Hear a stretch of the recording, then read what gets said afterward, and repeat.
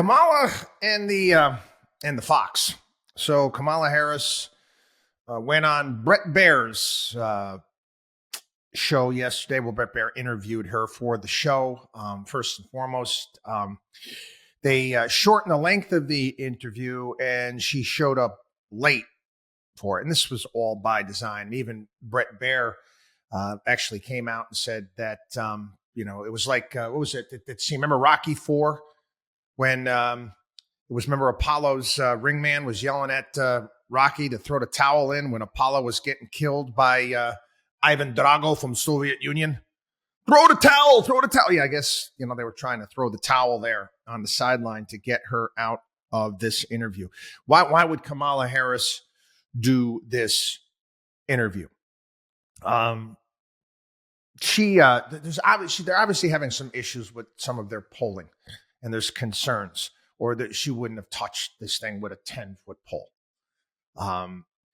You're perpetually being lied to by the mainstream media and various different outlets, social media. And one of the things you have to try to do is you have to try to see through what they're trying to push on you. Now, there's certain outlets out there that are very, very much trying to convince everybody that she's got this in the bag. A lot of, never Trump organizations out there, whatever it may be.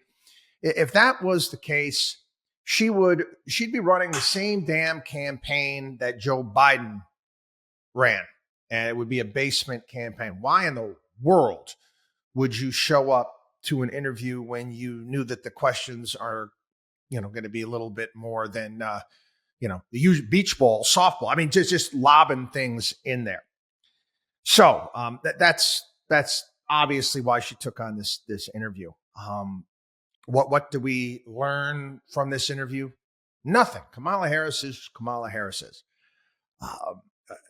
Again, she's got her handlers. She's there to take control of this office, of this position, and she's not going to run the show. She's got people behind her that are going to run the show. I don't know if you got a chance to see the clip of Barack Obama basically berating Joe Biden at the Ethel Kennedy funeral. Joe is just like, but by this, sitting president of the United States. Sitting president of the United States getting, browbeat by his predecessor. What does that say? I mean, who's running the show at this point in time? And it's not going to be any different. Kamala Harris gets in. The Obama people are going to be running the show. This election, it's come down to,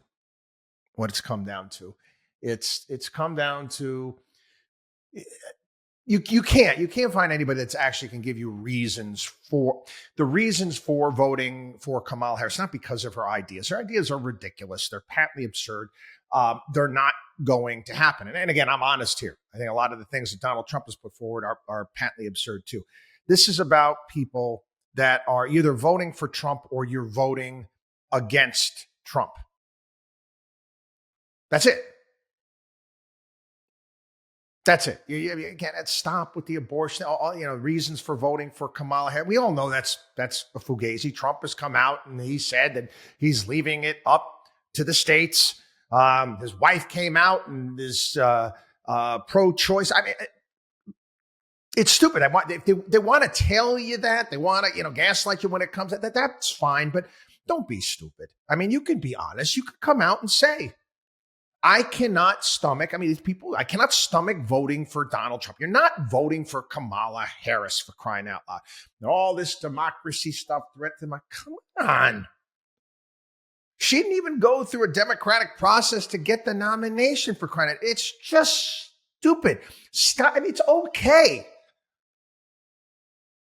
It's okay. Stop lying. Yeah, Michael Corleone this stuff, okay? Stop insulting our intelligence. I can respect it.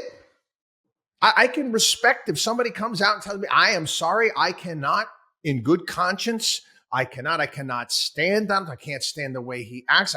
There's no way I can bring myself to vote for him. I can respect that. But don't say it's because Kamala Harris is this great candidate. Come on. Yeah, again, you're being ridiculous here. You're watching this happen before your very eyes. You can see. And again, I watched this, and I again from the beginning when we started doing election coverage here on the radio show, on the podcast, it was Decision 2024.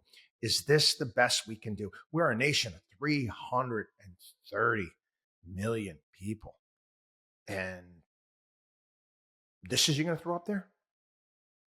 No, we got to have the first women president. You want to watch?